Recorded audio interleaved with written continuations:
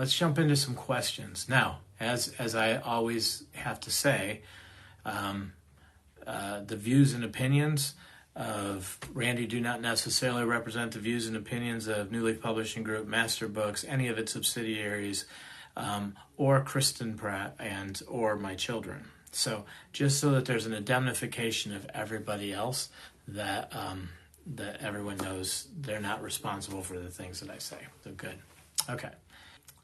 Okay, Stacy. Stacy just got back from Phoenix show. I heard it was good, Stacy. Any advice on how to help a 4-year-old manage anger? He yells and gets angry a lot anytime he doesn't get his way. Read scripture and pray. When he does, I'll do a timeout rarely if he disrespects or it's constant, but try not to punish for having self-control issues. On this one, Stacy, I'd probably say about 2 or 3 years old when they start showing that type of behavior, we would just no. Self-control, that is where the training up a child part comes. And so I would say that level of self-control, there's different reasons for anger, right? I mean, sometimes anger protects us. Anger puts me in control. If I get out of control, everything in the office could be going crazy. If all of a sudden I grab a cup and I slam it against the wall and I yell, "No more," what just happened? I'm in control of the environment. And so sometimes, especially with children who struggle, if you have like reactive attachment disorder and some of those things, they'll have anger and outburst. But that's the way that they are able to maintain control, right? So I think by 4 years old, I would begin to set a pattern of behavior is not acceptable. It's not how we communicate with each other, and it won't be tolerated. And so whether it's taking things away, rewarding when you see the right behavior, some form of the punishment of timeout or whatever. And remember, you teach what you tolerate. So it's exhausting when you're dealing with this, right? But if you don't, you'll deal with that.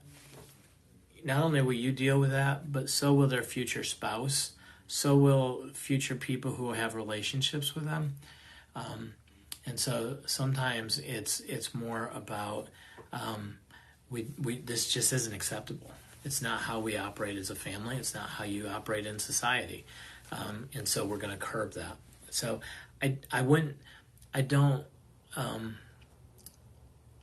you don't have to be harsh on it. Just think, what does this behavior look like 20 years from now in their life, or 30 years from now in their life? If it doesn't bear good fruit, then we have to come back to it and say it needs to be dealt with. So we don't allow that behavior. So if that's the behavior you're going to have, you can go wait until you can come out with a good attitude. I don't respond to anger. That's not how we do this. And if you're going to have that attitude, you'll be isolated until you can come out and communicate to me in good ways. So.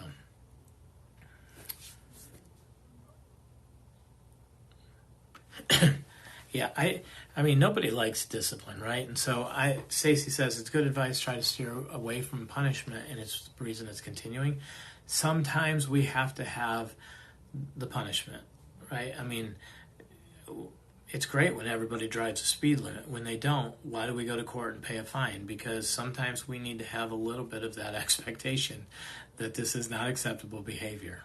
And I think it's all right to even say to them, I care about you and I love you and I want the best for you. And you're going to grow up to be a mighty man of God. But anger is mismanagement of self. And so the way we're going to do this is what it's going to look like going forward. And it'll be ugly. It'll be tested, right? The boundaries are going to be tested.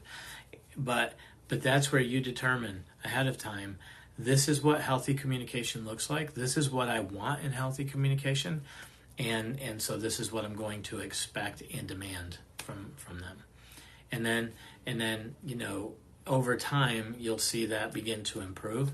But my biggest parenting hack is you teach what you tolerate. So if you're tolerating that, you're teaching that it's okay to behave that way. So, okay. Michelle, leadership question. Ooh. How do I respectfully submit to authority in ministry when someone is younger than me, has several years less experience than I do? I know it's pride in me that God is really working on, but how do I work with this person day to day to keep a good attitude when I disagree with some of their methods and philosophies? I've been in prayer about it for months. This has been humbling, learning experience, and is a hard question to ask, and so thank you. Okay, you ready? Eat the meat and spit out the bones, Michelle. Two approaches to this. Number one, the Lord has called you to this position, and if he has called you to this position, then I would say you respectfully submit as unto him in order to serve the other person, whether they're smart enough to realize it or not. So when the Lord calls you to that, you work to make them successful because you're doing that because it's the call on your life by the Lord. And you look to the Lord for the correction in the other person, and you trust the Lord in that. Sometimes you're gonna have to swallow a lot of pride, right? So that's the first thing I say is that where the Lord has called you and placed you. That's to me the number one thing I would look for first.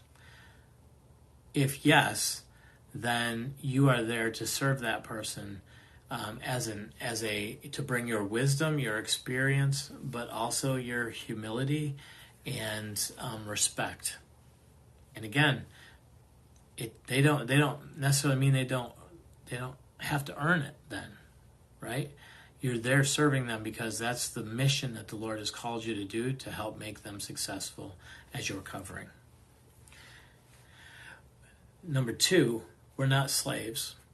And so we're not bound to have to be part of something that is toxic, unhealthy,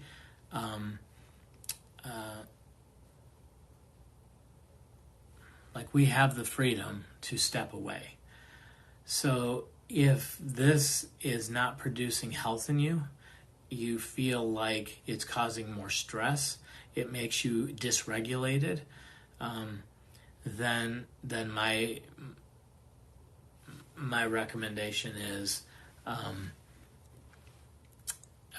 you find ways, something else to do.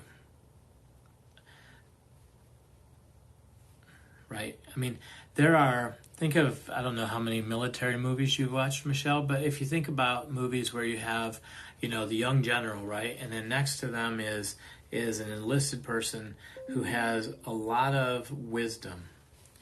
And that aspect,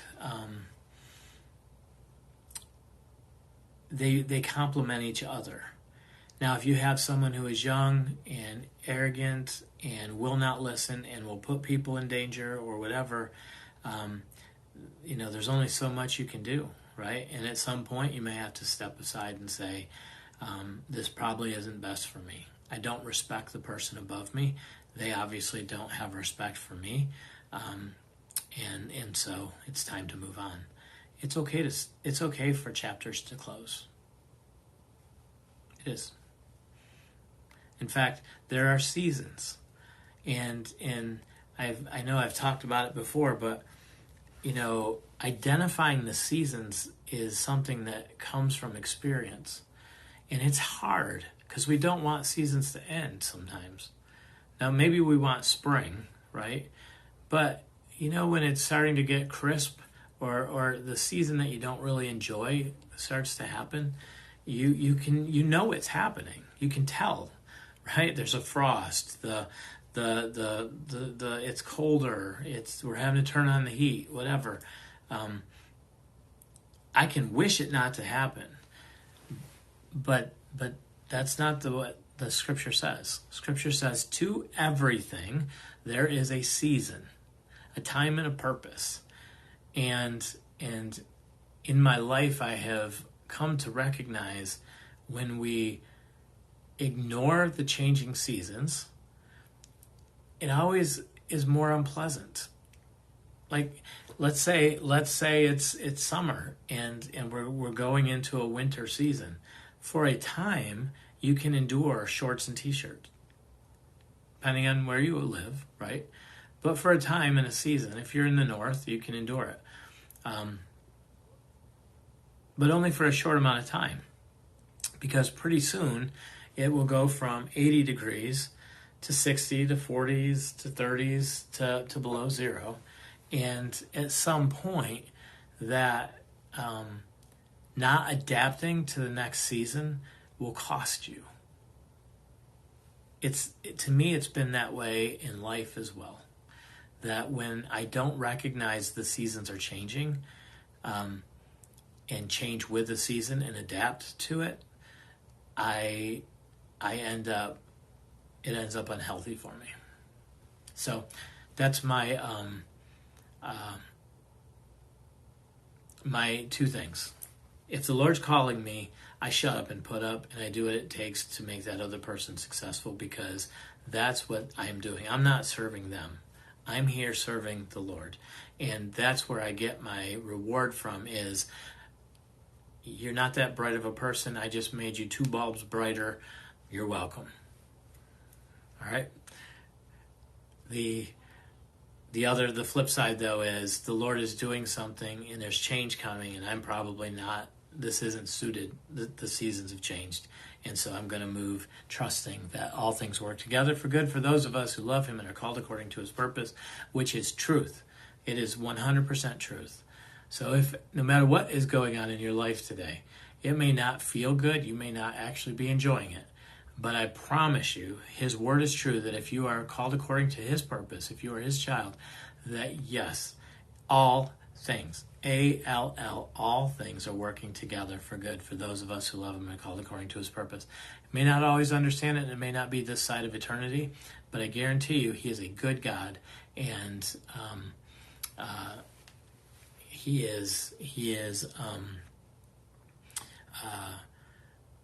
he's working together. He's working things together for good.